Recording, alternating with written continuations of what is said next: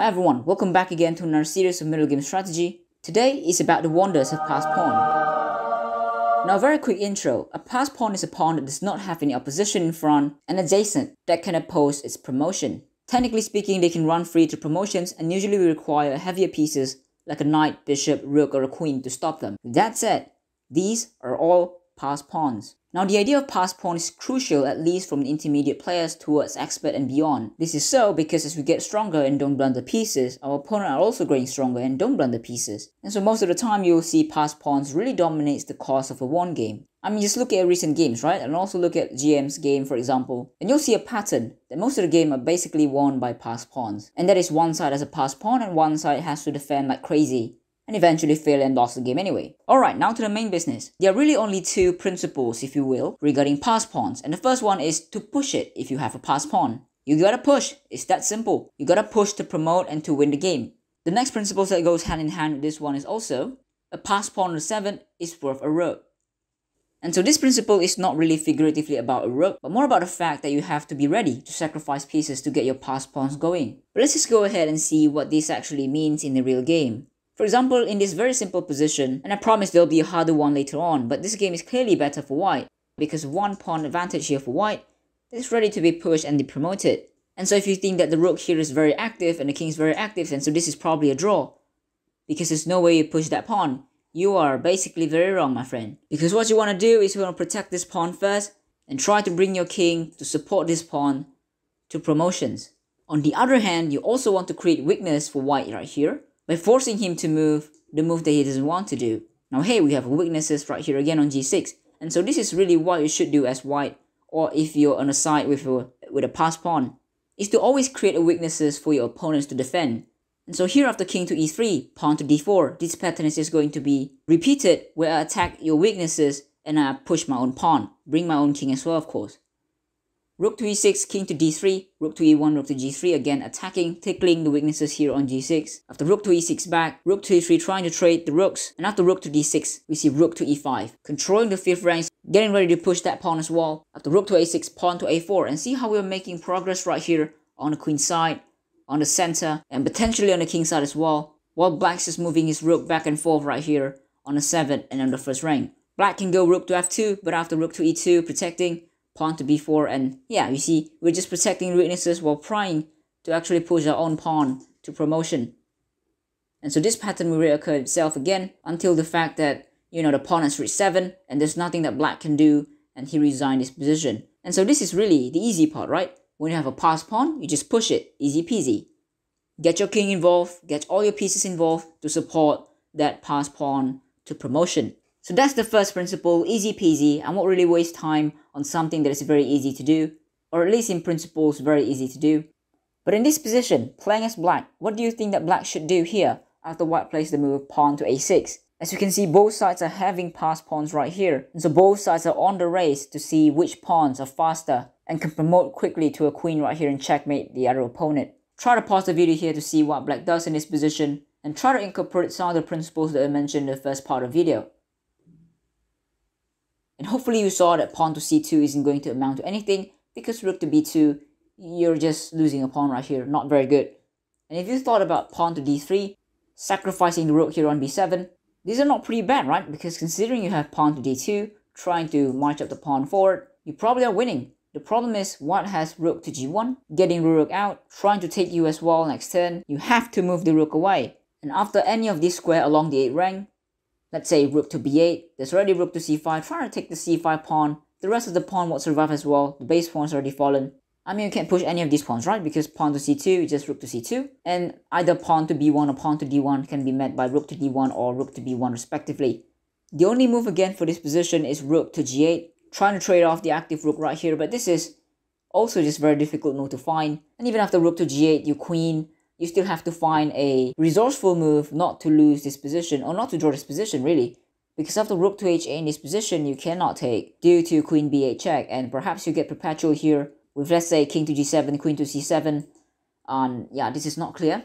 d3 is perhaps winning, but it's not really precise, or rather it's not really straightforward, and you have to be precise, and it's not really going to be easy. And so Botvinnik, the 6th world champion here, show its class by playing rook takes on b6, sacrificing a rook, but in this case gaining a tempo, right? Because now white has only one pawn compared to the two earlier that we saw. And after rook takes b6, we just go pawn to d3. This will be a better continuation because of course there's no rook to c6. We're just going to play pawn to d2, march up the pawn. White here continues with rook to g1, but after d2, as advertised, we do see rook to f6.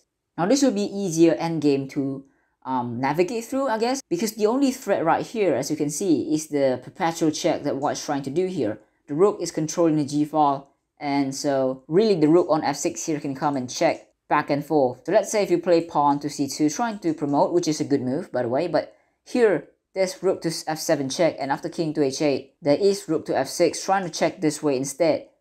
Your king can never run to g-file, of course, because the rook is guarding it, and you'll just be in the infinity loop or perpetual check, and the game will be drawn that way. Now of course Botvinnik saw that and plays rook to c7 instead, to block the check from f7, and then you can just push the pawn here to promotion very quickly. Vasily continues with rook to g6, but this is the same idea, right? We're trying to bring his rook to g5 and trying to take on h5 and try to perpetual check that way. And so let's say if we play pawn to c2 again, there will be rook to g5, and if we queen, let's say, then suddenly there's rook to h5. This is checkmate, not again a perpetual. But even though if we play rook to c6, there's just rook to g7. This is the perpetual that we're talking about. King h6, just rook g8, the same idea, checkmate right here. So the same pattern, right? Because the rook here is controlling the g-file. So you can use the other rook to perpetual or to checkmate that way. But black has many pawns here on the queen side.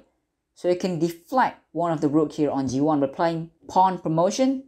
Either d1 or b1 is fine, to just threaten to take the rook away. And so rook to d1, there's pawn to c2, and after rook to g1, you can just promote again, threaten to take the rook away, and then promote to another new one. In fact, this position is quite hopeless that white actually resigned here when black promoted to a queen here on d1. And so this is really what it means by a pawn on the 7 is worth a rook. This is just really a gauge to get you to be ready to sacrifice a piece in order to get your passed pawns going, so they can easily promote them.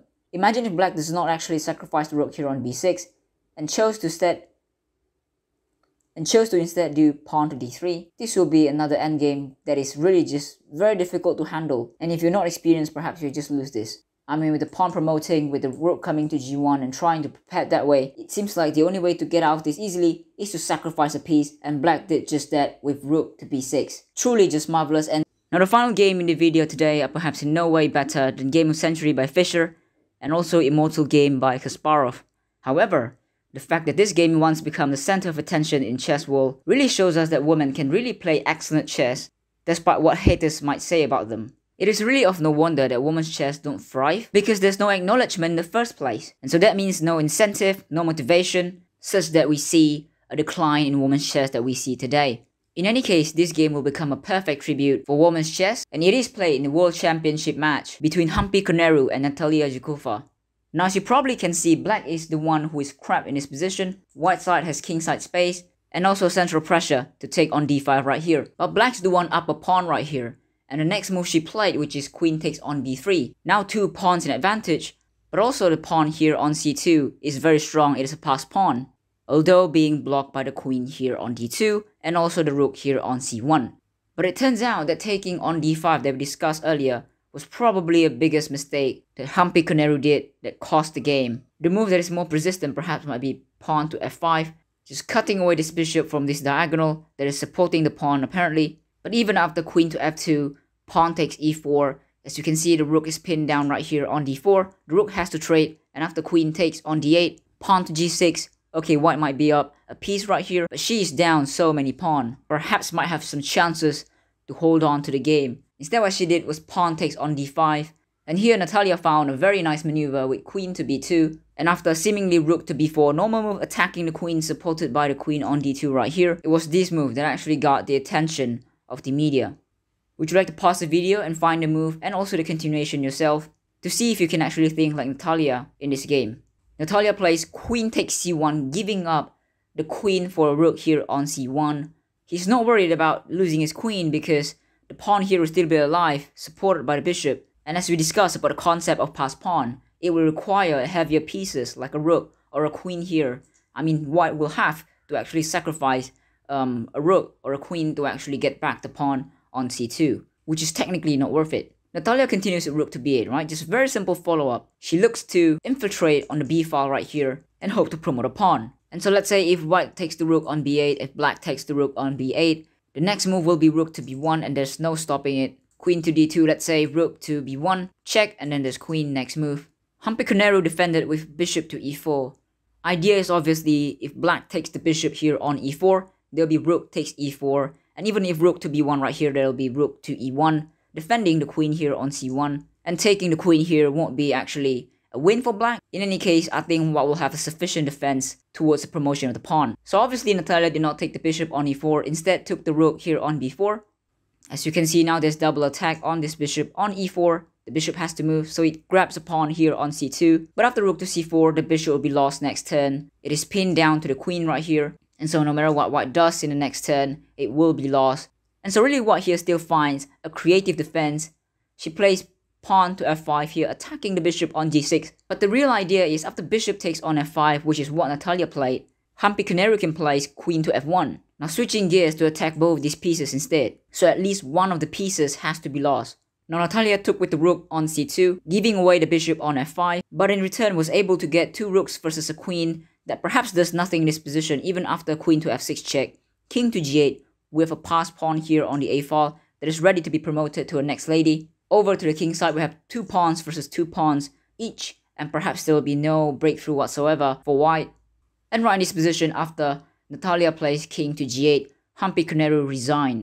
And so really the last game is just to accentuate the idea that a passed pawn is actually just very strong. And even sacrificing a queen here, which is the most valuable chess piece, is more often than not beneficial to the one who sacrificed if you can get your opponent's piece, which is the queen here, defending the last rank.